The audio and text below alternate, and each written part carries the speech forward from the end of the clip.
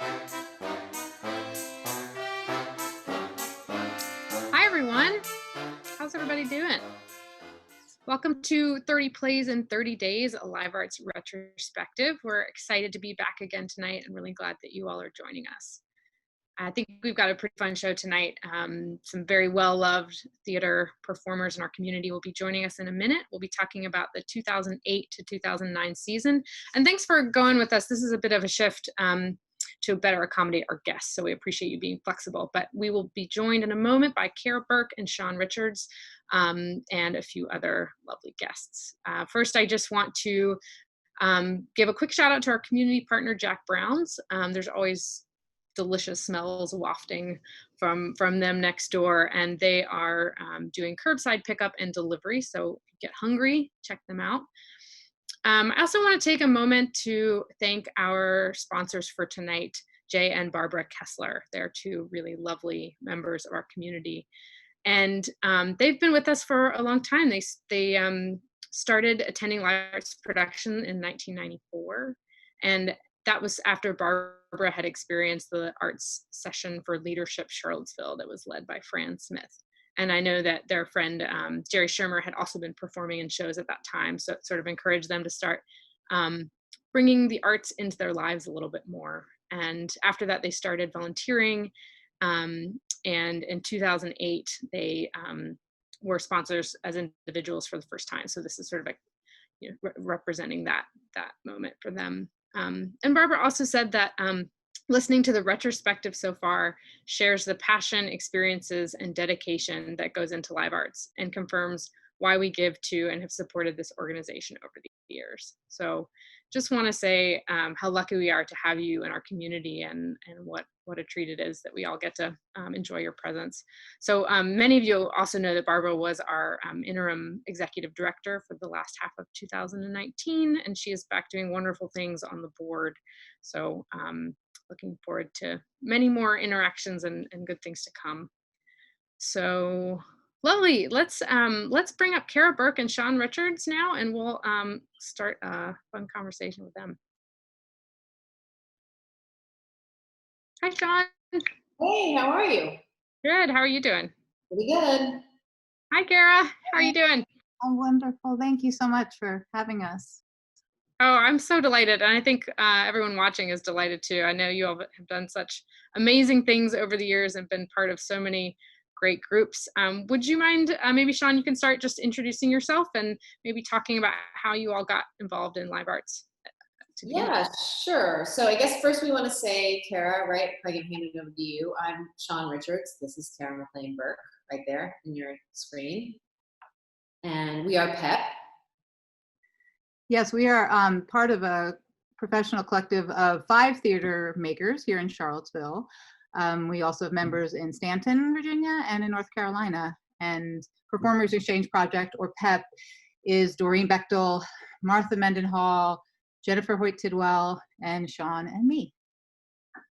Yeah. And so Kara and I were talking because we started to kind of go back down memory lane, specifically because of ancestors at live arts.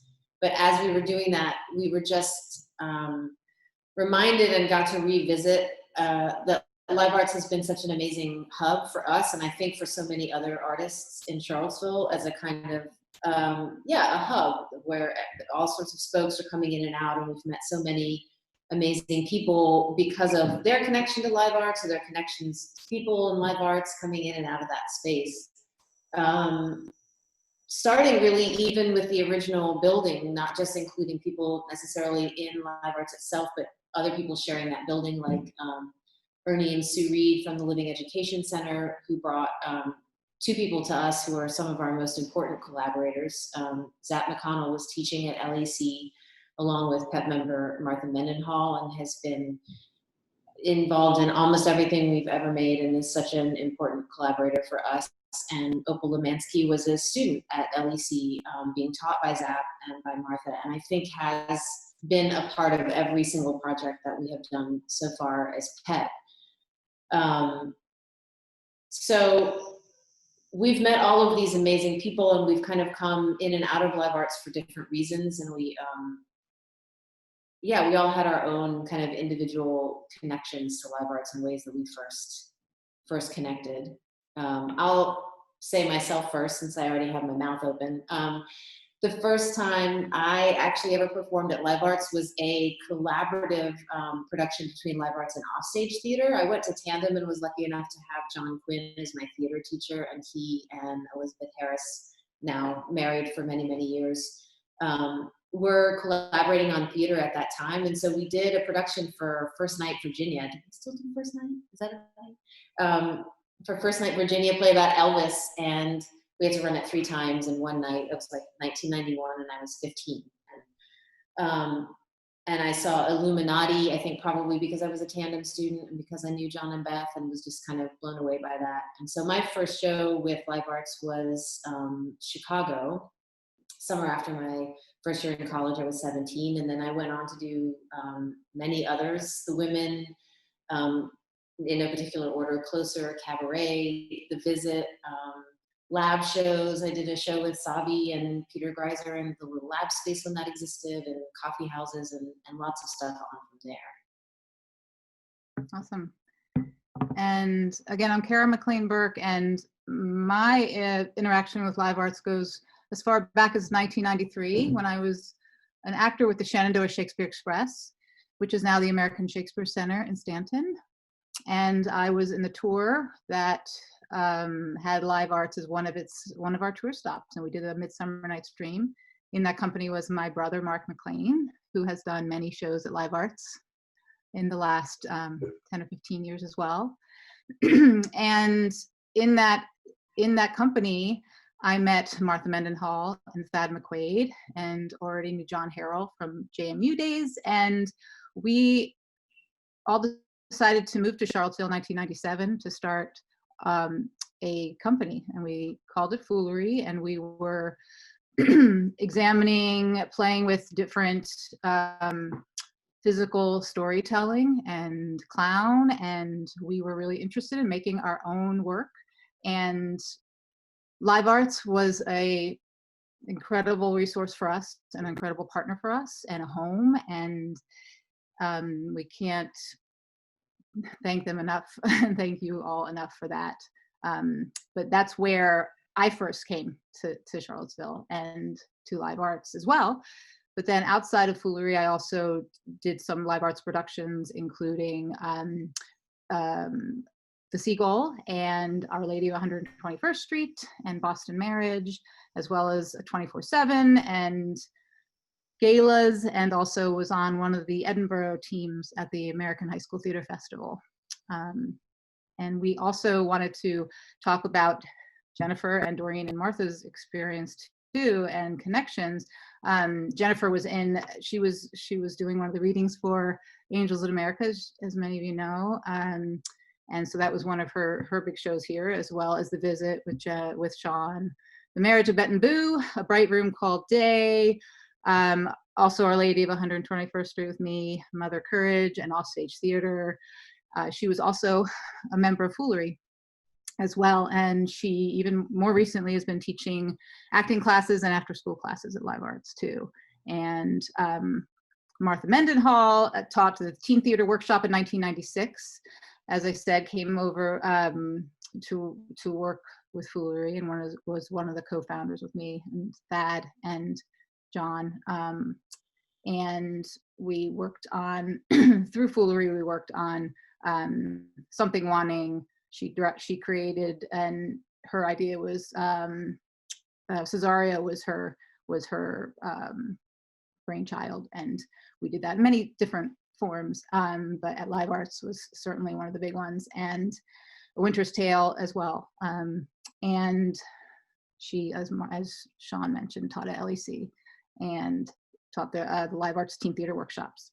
And Doreen, one last, is she was in Mrs. Warren's Profession with Betsy directing, and Kay Ferguson was also in that cast as well. And she was also in Foolery, and now is Associate Professor of Shakespeare Performance at Mary Baldwin University. So that's all PEP. And as you can see, we have all of our own individual relationships with this incredible organization. But as a group, we have our own particular work that we do outside. And And so we're talking more about that too.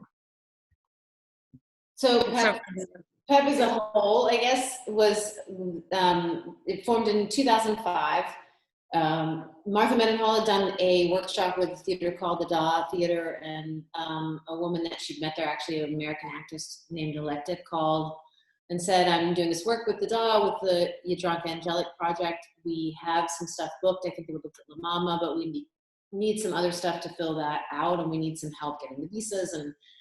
And so Martha called her theater community together, the people that she wanted to work with on that, and that was Nikara and Doreen and Jennifer. And those connections are all, many of those people knew each other through Foolery. Some of those people knew each other through Live Arts. Martha and I knew each other because we'd actually been working with a theater company in DC.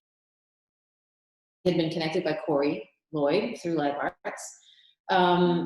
To sort of propose this as an inaugural event and make a group to host this residency. We agreed to it, and we pitched it to John and Live Arts, and he and Live Arts very generously agreed to co-host. So PEP was actually formed around this co-host event with Live Arts, with this company from Serbia. And it was at least a week long. We had 3 performances they did. There were at least 2 different workshops. We did some working exchanges between PEP and between the DOT. Restaurants and community members catered and fed them. We went into people's restaurant spaces, or people came to us, or we went into people's homes. And it was this really amazing week-long, really porous kind of community event with this theater that was made possible because Live Arts was willing to co-host that. And that was sort of where we came from. And then somewhat speedily skipping through, still pulling on all of those people we've met. PEP went on to do really large carnival performances. Carl. Yeah, let's pause there and show, we have some slides of some images from our DOT residency. Thanks, Chris. Yeah, there we all are. Doreen, Jennifer, Martha.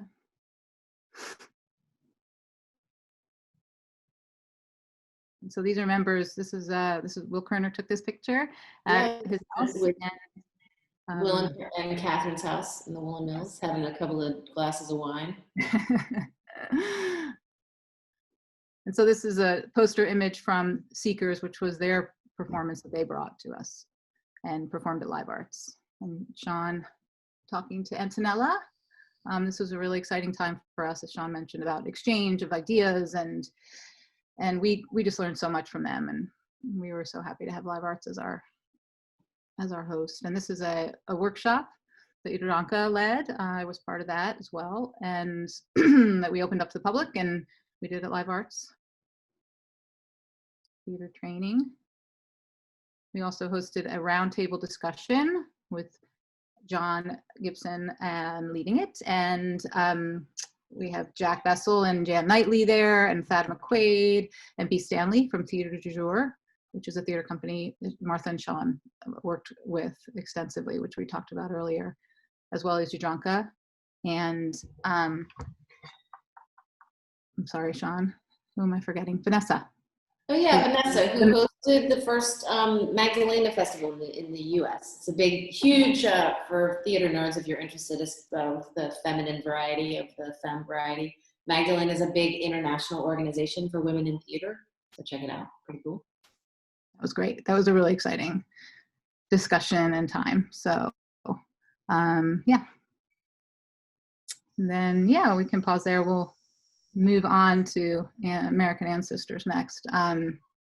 But Sean, you were starting to talk about the carnivals at the Ix. I feel like I want to ask Annie a question. Hey, Annie, how's it going? Yeah, sorry, yeah. I'm learning this. You all are doing great. Yammering on. Yeah, so if you, we can keep going and let us know if there's anything we're not covering. But Bree I think we first met Bree through the carnivals, right? I don't even think she had started working at Live Arts yet. She became one of our homies and collaborators through the carnivals. Grady did a tremendous amount, was one of the main organizers of that.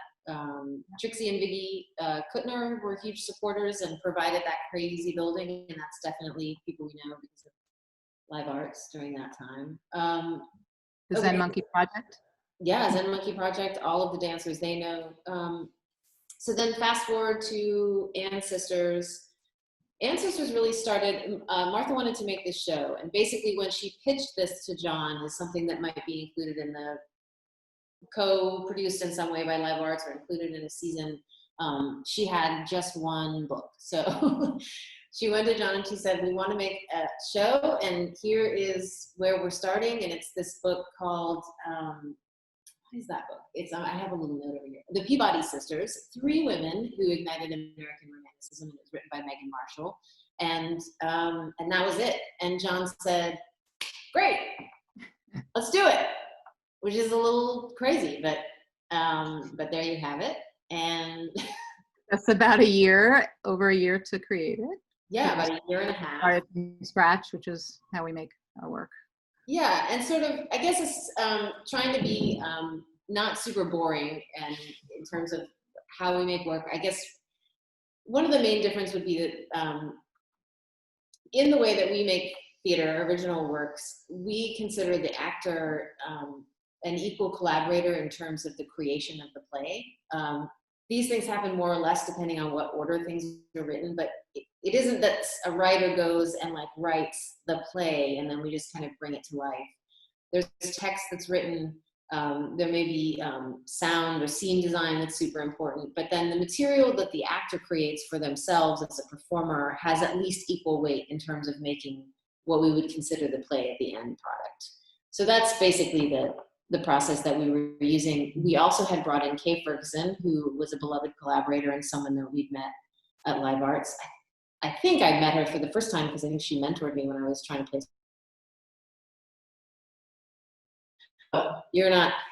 Come to my house. Let's have a conversation. No. And we were in the visit together, and the women. And so another main premise was that we would, more so than ever before, that the play would be authored by the entire collective of people who were put together to create the show. And that, in this case, includes Kay, even though she isn't a member of PEP. So Our American Ancestors was authored by this ensemble, creating, in some cases, text. In the case of Jennifer, with some outside text, all of the performers creating their own physical work, all of the table work that we did and the research that we did.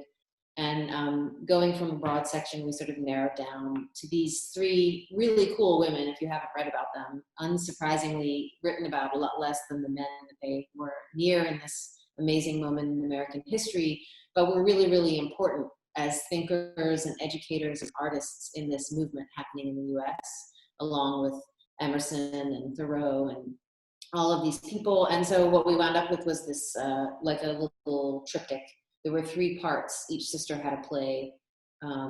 Mary was the youngest and went first, and then Sophia's the middle, and then, well, actually she wasn't the middle daughter, but the middle age, and then Elizabeth last. And it was kind of roughly maiden, mother, crone, or, you know, little girl, woman, and they all had kind of a crux. Mary was like the middle child, and what's up with that? And maybe this is a little bit like the Brady Bunch is kind of the frame, putting it in. And the second part with Sophia is in this moment of deciding deciding to marry someone and coming up against all those questions as someone who's an artist themselves about what those trade-offs might or might not be, and whether you can really be the full version of yourself, kind of framed as a melodrama. And then the final one was Elizabeth as a sort of fully grown woman, kind of looking back on her life in this kind of like, this is your life TV kind of show was the frame for that. I don't know if there's anything else I'm supposed to say about this.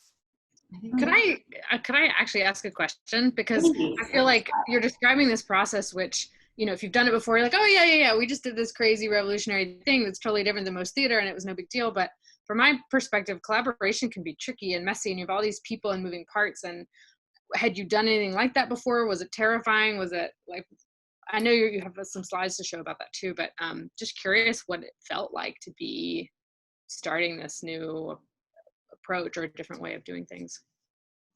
I mean, for me, Kara may have a different answer. I would say yes and no, in that there's, to some degree, some of the making the work in that way is how we have always worked, but it is true that every other time someone had brought like some chunk of it ahead of time. So like had written a full text and really had some ideas about what they wanted to go around it, or had written a text, were kind of more open to what went around it.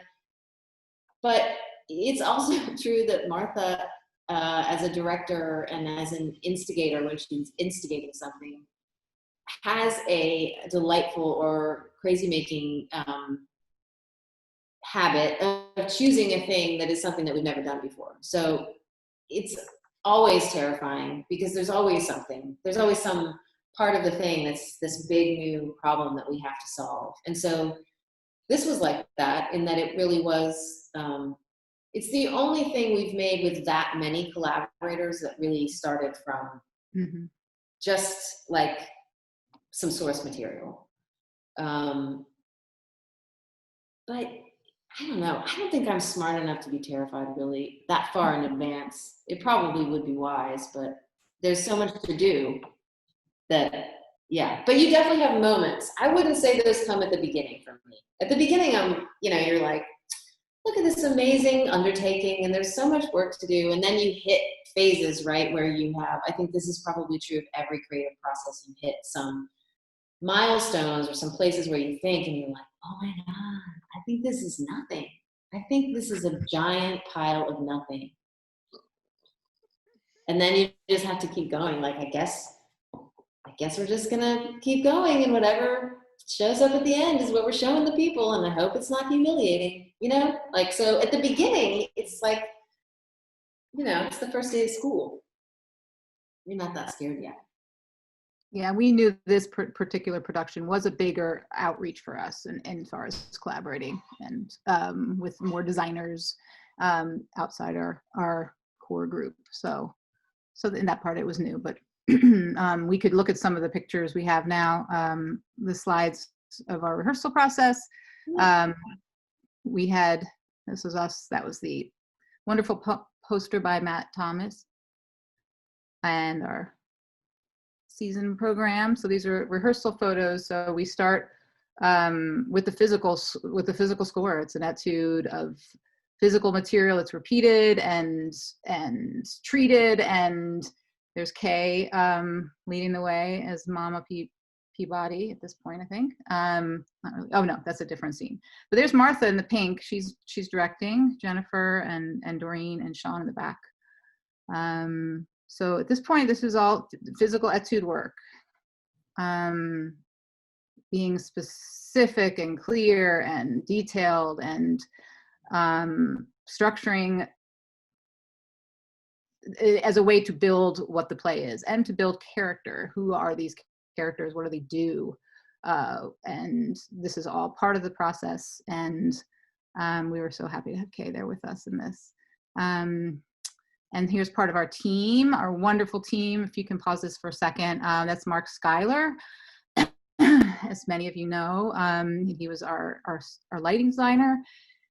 Jenny McNee was our costume designer, she's incredibly talented, and it's her birthday today, so I'm giving a shout out to Jenny. Happy birthday, Jenny! And you'll see as the costumes slides come how amazing they were and detailed. And JP Scheidler, who's also married to Doreen, was our set designer. And I loved that set. I loved that set. It was so sweet. Yeah, it was great. And there's Jenny and Kay. She was dressing her Kay's character, Lady Liberty, who was like the narrator character. Sean had this amazing, you can talk about this set/costume piece. Yeah, we were trying to remember this the other night. I should go back and say in the process, just for the one nerd that may be watching, that the sort of the method or whatever that is a little bit of a mashup, somewhat directly comes from the work that Martha and I did with this theater company in DC, Theater du Jour, led by our beloved B. Stanley, but most people would recognize it as being of the Grotowski universe of actor training and method. But also we have Doreen, who has a lot of viewpoints training and was a gymnast and a dancer as a kid, and has kind of formed those things all together to be her method. She's also an awesome director. She does work over at Mary Baldwin with the undergrad kids, and you should go because they make, her and JP and the team over there make it magic every single time. It's so amazing. Okay, so the ridiculous contraption is, I think I said to Martha, what if Sophia never gets off the couch? Like, what if she never gets off the fainting couch? And Martha was like, no. But she was like, but maybe you are the fainting couch. And somehow I always wind up with some ridiculous, just nonsense that I have to do through an entire show, no matter how uncomfortable it is. So JP is building me what turned into this wearable fainting couch. It was dressed really beautifully by Jenny. It looks like this really lush fainting couch, but it's actually like the skirt to my dress. And I had to squat under it for the entirety of the second part of the show in order to make it look as though it was sitting on the ground, and it had these totally ridiculous fake legs that at one point I sort of showed to the crowd, and I think was everybody's favorite moment. But JP is attempting to build that in that picture. Yes, and there's Catherine Birdsall, who was choreographed some of our dance numbers with us. This Kay looking super hot. Yeah, beautiful. Fancy lady. Mm-hmm. And we also worked with Shannon Worrell, who's an incredibly talented musician. She wrote original music, which I believe you heard in the opening as you were waiting for the show to start tonight. That was one of her songs from this play. And so yes, Catherine worked on our dances with us. And everybody's in these beautiful lights that Mark Schuyler did. Like, we did these 3 different parts. And so they really felt really different. They were lit very differently and had very different feels to them. The second part, which is kind of the lighting that we're in our underpants over here, was sort of based on melodrama. So he made these really beautiful little floor lights that sat, and I had to sit on the floor of the little, I never remember the name of the theater, little one. At this time it was called the Upstage at this time in its history, before it was the Foundation. Yeah. So everybody's bathed in this just a little improbable, just probably slightly unnecessary in terms of the effort and time and all of that it took. This really gorgeous floor light that Mark Schuyler made. Yeah. Keep going there. No. This was Mary's story. You saw some of these last night when Sarah was talking about that season too. So on her swing, it's cracking me up. That's Kay Ferguson down there on the swing, and her. Yeah, Kay played Peter. Oh, excuse me. Keep going. There's Sean, Sophia in her fainting couch. Awesome. So great, and that set. This particular scene was designed by Sarah Owen. Yeah. So or it was her paintings, correct, Sean? That were. Yeah, she came and dressed it. But she dressed this with her work. So we loved having Sarah Owen. And you can just imagine that I'm crouching in a ridiculous position under that painting couch. Yeah, but she moves around in it, so of course there's lots of room for comedy there. And this is her getting marriage advice from Phyllis Diller and Frida Kahlo. There you go. I love Kay's Phyllis Diller. Yes, Kay was Phyllis and Doreen was Frida. And there's Jennifer as Nathaniel Hawthorne. Wooing me, attempting to woo me. I look wooed though already, don't I? I sort of look as though it's working. You're wooed. Yeah, I'm wooed. There's Kay as Eliza Peabody. And then this is the third section, which was Jennifer's Elizabeth. That's the real Elizabeth Peabody in the background there. And yeah, this was designed to be a roast. And I should have looked it up because I don't remember. These 2 women that Doreen and I are playing were these real advice women that gave just the grossest dating advice, or like how to be a woman. I can't remember their names. Yeah. They're driving me crazy. Anyway, so we're doing that. And we had a video that Jennifer wrote, and that included Will Ferrell and Walter Lundwall that we filmed around Charlottesville. Matthew Farrell's here. Yeah. And all this is, we also have a teaser on our website with a lot of the video footage of this, if anyone wants to look at it. But yeah, I'll keep going there. This is when everything breaks down and Elizabeth Peabody says it's too much, I'm done. Rips off her corset, Jude playing the part of our Jude Silvera. classic. I guess he's the stage manager. What do we call him though? You said we called him. He was the lovely assistant or Lovely something. assistant, yeah. He came in and everything. We basically the house came down or got ripped apart, and this is the ending. So, so yeah, there's the show. Oh yeah, I can see. I'm not supposed to do this, but I can see that Opal was just commenting about the laugh tracks for this scene. She was the.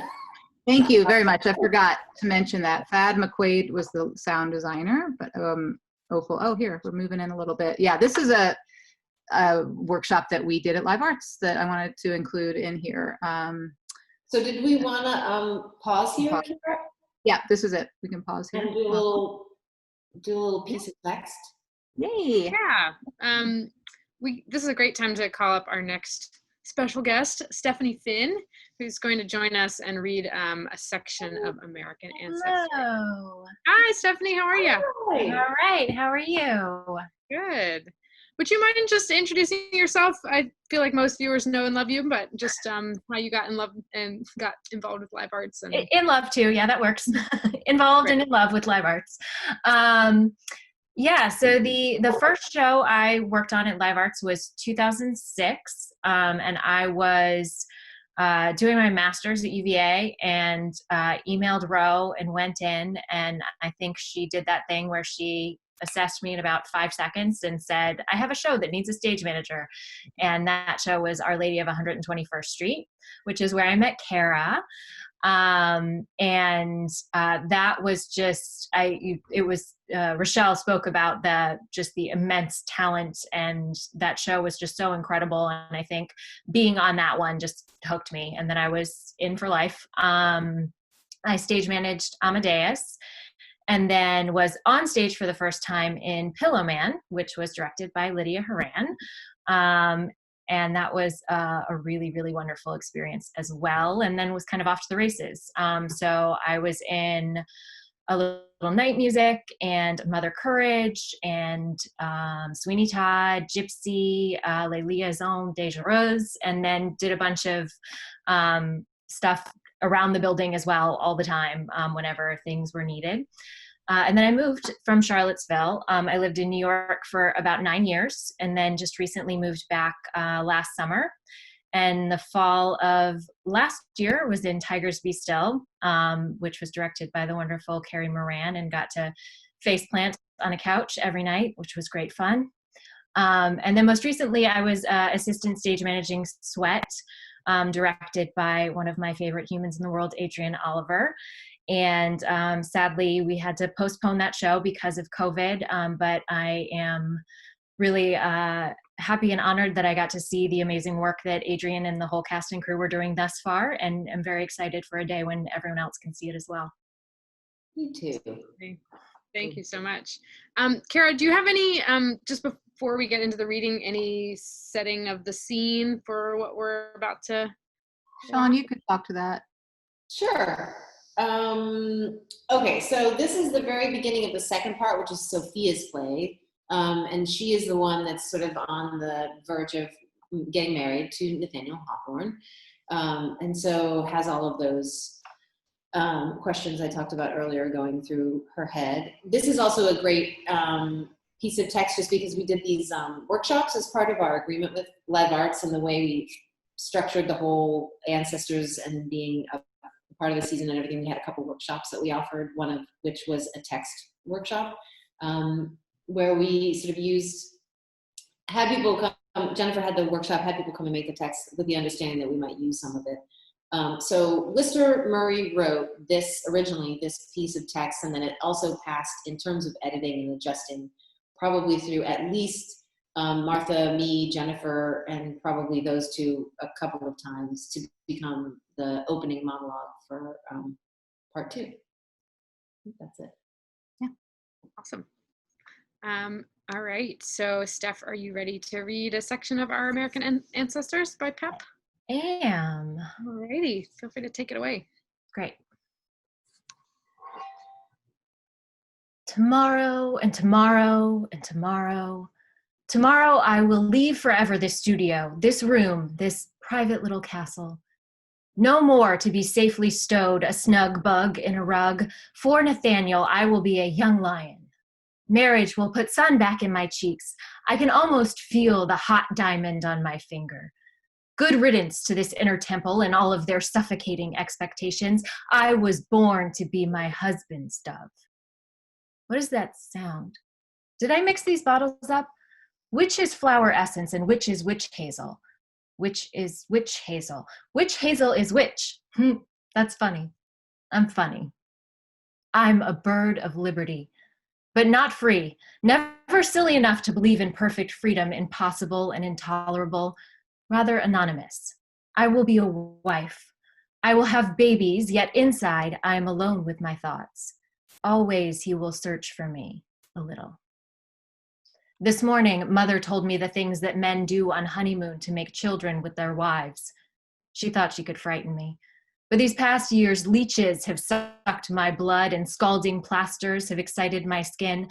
And I dared not tell her how the doctors made my humors tingle when they examined me in this bed. When Dr. Walter eased his palm on my forehead, my headaches vanished and goose pimples took their place. God, he was hot. But tomorrow is my real triumph. Henceforth and forevermore, I will be Nathaniel's muse, and he shall be mine. Besides, Mary's flatworms no longer address my headaches. Those vile imps that were once so delightful have no purchase on my brain. I cannot subsist on arsenic and milk. I will miss the opium. But marriage will cleanse my uterus of its pernicious humors once and for all. Love is the cure. Even Elizabeth admits Nathaniel's genius in that gushing voice she saves for her men. I will miss my breakfast of morphine, the ether, seeing the graveyard out my window, taking to my snuggery at the sound of knives and forks. They scrape the china plates like Elizabeth's schoolroom chalk. I heart my sisters, but I see now they are happier when I am their patient, their sister invalid, thrust into the sheets, shoved into warmer climates, pushed to teach art to this child or that. So pedestrian, almost like keeping a shop. Well, Elizabeth can have her bookstore and her infernal teaching. My world is beyond all that. Those who haven't been loved by a man cannot preach and prescribe. Nathaniel chose me, and I choose him. Everyone else can just bite me. I am an impressionistic girl along the likeness of a river, chasing the images in my mind, following them, putting them to paper. Nathaniel says that I shall rise like the cream to the surface once I have left this cage. I never intended anyone should have me for a wife, and yet my lover knocked on the door and my head roused for the first time from this pillow. He saved me from myself, from this fog of mercury and suffering. But I do wish to service some entity other than my interior, like the doctor said. And now I have the perfect service, my artist partner, a writer of genius. Oh, and of course, my own heart. I've started a list of baby names. Crystal, if it's a girl. Nate Jr., if it's a boy. Does marrying Nathaniel mean I can't have steamy, ambiguous interactions with anyone again? Yay! Yay! That piece is so Hear that stuff. It's a lot of words, man. It's a lot of words. It's very fun though. Thanks so much, Steph. It was great to hear that again. Goodness. Wonderful. Yeah, that was really nice. Did either of you have anything come back hearing that read again, or any memories to share? Yeah, I don't know that it's, yeah, I mean, I don't know that I have anything interesting that came. I mean, you just remember it. I really haven't looked at or heard or thought about any of the text or the show in such a long time. So it's been really fun to revisit it. It's fun to get to hear it and for it to be someone else's voice and just get to hear it in a new way. Yeah, I remember that, I think it was somebody was talking about that part, and it might have been Browning. And they said, Sean, that was great. Your arms are really funny. I was like, I guess that's good. Yeah, because she's kind of in that job. Yeah, it was awesome. Thanks for reading it. Yeah, thank you so much. Thank you. after this run that we had, we continued to work on the play, and I took over Kay's roles, and we toured it a little bit. One of our biggest partners that we've had since then was Hamner Theater and Boomy and Jay and those guys there. And we did the show at Hamner as well. And she's been a very important partner to us. And we also, since then, Sean and I much later, developed a play called The Convolution of Pip and Twig. And Matt Jocelyn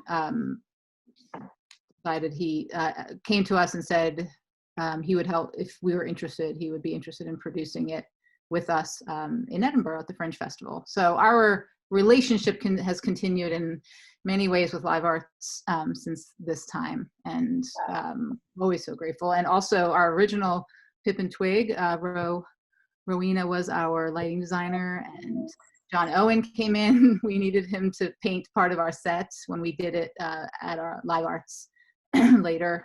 So he and Zap worked together on that. And it was just, so it's so great to have a community of people that when we are doing our work, we reach out to because we respect so many artists and we love working with them. So that still continues. And did you all have some slides of those moments, or? No, I don't. We had a couple. The workshop we had from the last one, but that's it. And so yeah, that's it. So there's Chris Patrick. I guess we're learning to walk. Yeah. Doing pretty good, I think. I think we're both, yeah. There we go. Awesome. Well, I think this would be a really great time to announce our next special guest, Lydia Horan, who will be joining us for a special performance, but also just excited to. Hi, Lydia. How are you? I'm well. How are you? Thank you for inviting me to this. It's a pleasure to be here. Well, I know folks watching, I'm sure, know and love you as you've been with us for such a long time, but I'd love for you to introduce yourself and tell how you got involved in Live Arts and the Horan clan stories. Yeah, sure. Well, I've worn several different hats at Live Arts over the years, and I started as the first Live Arts education director, and was in that position for 4 years, I think, through 2000. So I was on staff with Live Arts during that time, and did some wonderful work through the Summer Theater Institute, and also doing programming with Latte House that I worked with Fran and Kay on that. And it's really where I developed my love for doing theater with young people, which has kind of become my life's work, actually. And so beyond being the education director, I directed 2 shows at Live Arts, 2 very different shows, The Pillow Man and Hairspray. Can't get about as opposite as you can get. Exactly. The 2 sides of Lydia Horan, really. And then I've performed in several shows. How I Learned to Drive 20 years ago. Oh my God, yeah, it was a long time ago. Gypsy in the 2009-2010 season, and Sweeney Todd in the season that we are talking about today. So I have more to share with you, but I think we want to show slides of the season now, if I'm correct. Yep, that would be great. Thank you so much for sharing this with us.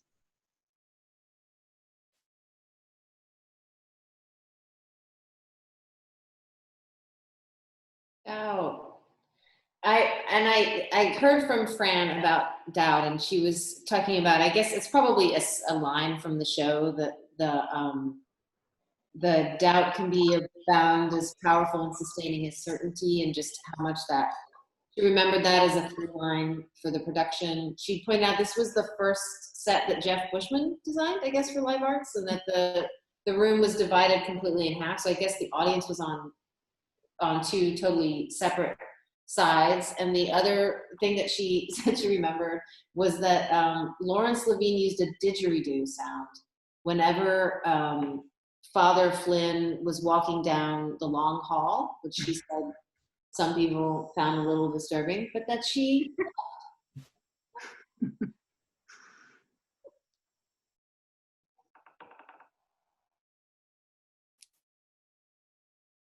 Tim Reed. Read.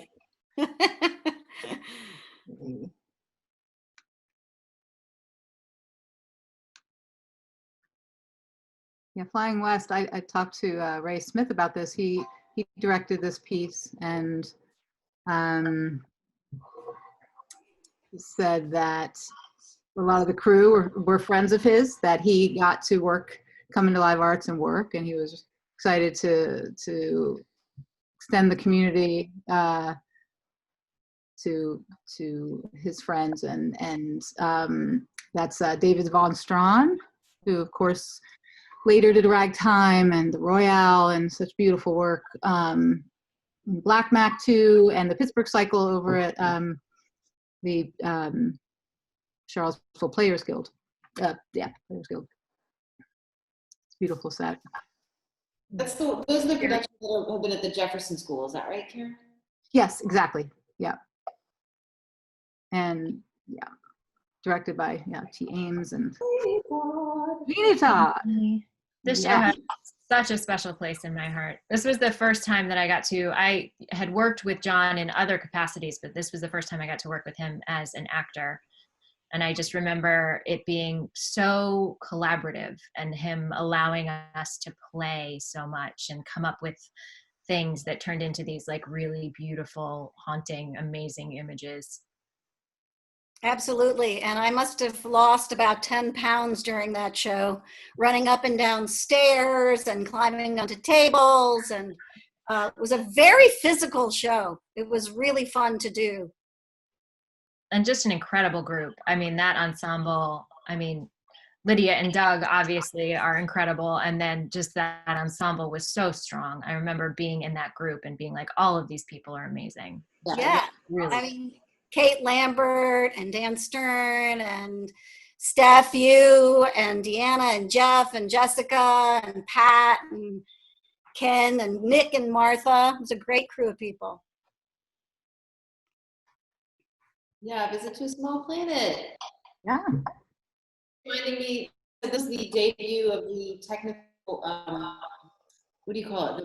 The apprenticeship program. Yeah. Yeah, it's still happening, and what an amazing crew of mentors she had for this production, and what a beautiful show it was. Did some physical, like a lot of strenuous kind of physical training with everybody, and she said the most important thing to her was to teach everybody that comedy can never be precise or cruel.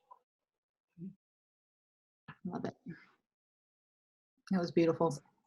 Yeah. 24/7.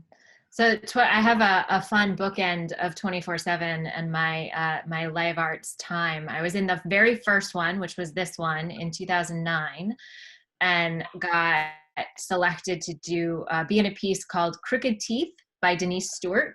So I was in the very first one and hit the 24/7 lottery. It was this amazing piece that I started in a wedding dress having a tantrum on stage.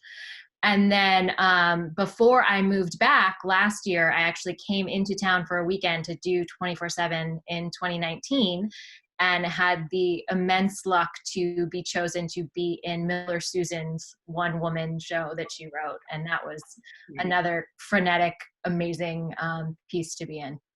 That was great. I did a 24/7 once. I played a pirate. I think it was Sarah Holdren's script, if I remember correctly. Yeah. That's awesome. I played a cat in that one. I remember that. Yes. I love it. Matchmaker. Yeah, so Mindy was saying, she was sort of reminiscing about the Matchmaker and remembering what a great kind of simpatico relationship she had with Sarah, and that she threw out this idea of like the 80s being kind of like a parallel, like a sort of golden age that had sort of gone wrong, and that Sarah like totally went there with her in terms of the costumes and throwing some like 80s vibes and that,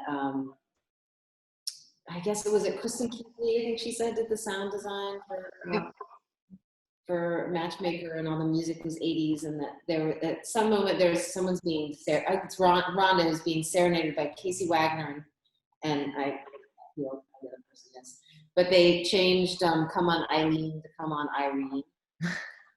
But she just said that she thought that it was such an important lesson to learn as a director, the notion of kind of throwing out those little, the sort of like whimsical, just the little beginning kind of whiff of a thing, and then to have your collaborators send it back to you in such a strong way, and how that can become a real common thread. Tartuffe. Directed by Betsy Tucker. I feel nervous about that person who's crammed into that corset. Daria. Daria, yeah, miss her. She is. She was wonderful in the show. Another Chris Patrick, incredible performance as well. Mm-hmm.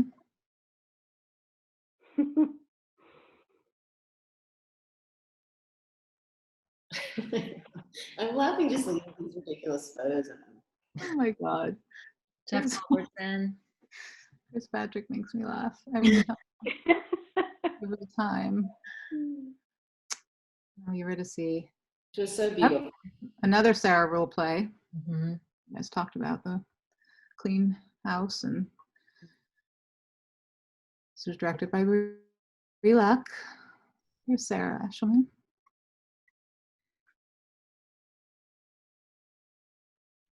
Amen. It's the back of Ray's Okay. head. Back of Ray's head. I just thought it was so beautiful. This was a gorgeous production. It was really stunning. And there's Denise. Yeah, I loved them as those like grumpy ass rocks. They were so good. Yeah, Jen Downey.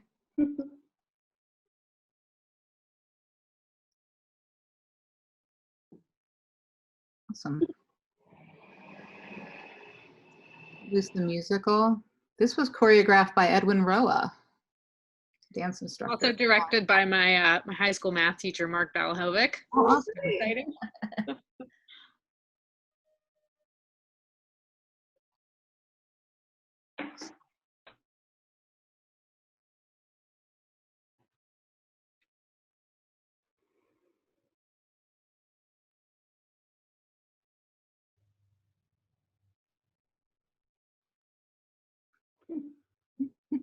Awesome. I didn't get to see it. It looks awesome. Awesome. Ah, the garden. Garden, a familiar face in this one. It's directed by Ray Netzel in the upstage. Aww. Starring my eldest child, Addie Horan and Andrew Croniker. They were both really wonderful together. Yeah. She's such a talent. And Peter Gunter was the writer, am I right? I think so, yeah. So so that was fun to look through all those together with you all. And so because of our scheduling mix up, switch up, we have a surprise from a different time zone. But Lydia, would you like to share a little bit about your experience in Gypsy and the piece that you'll be performing? And Sure. Before I actually get to Gypsy, I just want to say a little bit more about what live arts meant to me and my family. Because, you know, when you talk about the Horan clan, all four of us, Michael Horan, my husband, and Addie and Maggie, my daughters, they really grew up at live arts and also at Fort County doing theater in the community. And they started at the Summer Theater Institute, working with people like Martha and like Doreen Bechtel. It was really interesting for me to hear you guys talk about your crew, because it was that crew of people that were teaching at the Summer Theater Institute when I first came there as the education director. So it's really neat to see all these connections and hear about the connections. Yeah, and they really grew up there. Maggie was a child at the Summer Theater Institute, and then she became a counselor at the Summer Theater Institute. And then they grew up and they did some theater, they did some theater there. Addie obviously did the garden. She brought her one-woman show to Live Arts. She developed a one-woman show that then Ray Netzel helped her with and directed her in, and they even went to Edinburgh Fringe Festival with it. And she brought that back to Live Arts. And so there was this sort of cyclical thing, I feel like, for my family, where we were really given the opportunity to explore, to play, to connect with each other in a unique way, to connect with other people in a unique way. Michael's been in a million Live Art shows and is well known, and and has had a lot of fun doing what he's done there. We've all grown because of what we've done there. We've all met fantastic people, fantastic, generous people. And so I just wanted to say that first, that really this theater has meant a lot to my family, and I feel like we've all grown because of it. Addie and Maggie are now professional actors, and we continue to do theater whenever we can. My work with the Summer Theater Institute and Latte House and the whole Latte program really set me on my way for my love of theater education. So thank you, Live Arts, for that. And now I'll move into yet another family, which is the Gypsy family, back to the Gypsy family, which was talked about last night. I know Sarah Holden talked about it. That was a unique experience for me. I loved doing Sweeney Todd. It was a very comfortable role for me to play Mrs. Lovett. I just feel like that's sort of in my bones and in my soul. But Mama Rose wasn't. Mama Rose I felt really uncomfortable with at first. I was sort of terrified, and it was not until I just really let go and let people like Doug, who had my back, help me, John guide me, the whole cast support, and it was such an honor to work with all of those people that I suddenly felt like lifted. And also it was John Gibson's last show at Live Arts, and there was something magical about that. It was sad and magical, and I feel like he found these moments that really helped all of us. I know that they helped me navigate my worries about Mama Rose, and Sarah mentioned it last night about how he had these really cool moments where he used the children in a certain way. And I have one memory of Camden Luck, who was playing Baby June, walking at the end of Everything's Coming Up Roses when Mama Rose is going crazy because her daughter has left to go marry Tulsa, and the act has fallen apart, and she's just lost her daughter too. I mean, that's really the main thing. She sees the young version of that child walk through after she's just had this incredibly mad experience and singing Everything's Coming Up Roses. This child just walks through slowly. And that was a John Gibson effect that I thought worked really well. It was a moment that worked really well and really helped me through that. And there were all kinds of things like that in that show. And so I was asked if I would sing something, and I thought, all right, I'm going to sing something from Gypsy, and also to honor John, and as a shout out to Doug, because he always had my back in that show. So many amazing people, though. I mean, Robin Heyer, who played Louise, was incredible. All these people, Jessica Wilbert as the other daughter. I tend to go to them because they were my family within that family.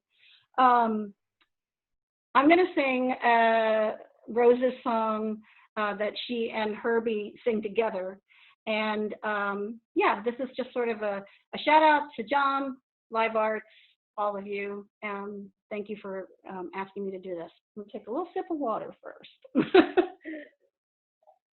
I'm gonna do it a cappella because I don't trust the lag time thing. All right. Funny, you're a stranger who's come here, come from another town. Funny, I'm a stranger myself here. Small world, isn't it?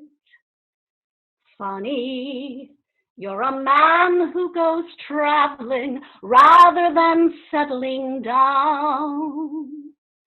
funny, 'cause I'd love to go traveling. Small world, isn't it? We'd have so much in common. It's a phenomenon. We could pool our resources by joining forces from now on. Lucky, you're a man who likes children. That's an important sign. Lucky, I'm a woman with children. Small world, isn't it? Funny, isn't it? Small and funny and fine.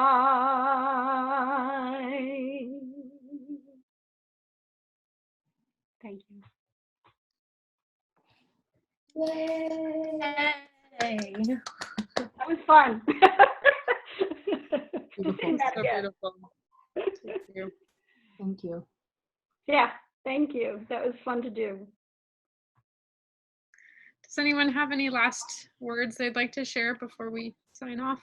It's been really lovely talking with all of you. Just want to thank Live Arts and the community for supporting us, for supporting our work and giving us a home and a partner all these years. And thanks for having us on to talk about it. Yeah, and access to all of these amazing, talented people that you see here tonight and on all of the other live events, but also, you know, way too many to fit on, 30 segments of live Facebook events. But we get all of those people in our creative communities as well. Absolutely. Well, We'll thank take you. that. Thank you, Lydia, Sean, Kara, and Steph so much for joining us. It's really been so lovely to share all of your talents and passion with us too. So really appreciate you being here. To our audience, thank you so much for being here with us tonight. It's been such a delight to see you, but we're really delighted to be here and hope that you'll continue joining us. Tomorrow we will be talking about the 2010 to 2011 season with Jane Scatina and Doug Schneider. Should be lovely. So please find us here, same place tomorrow night. Have a good evening. Thank you. Bye.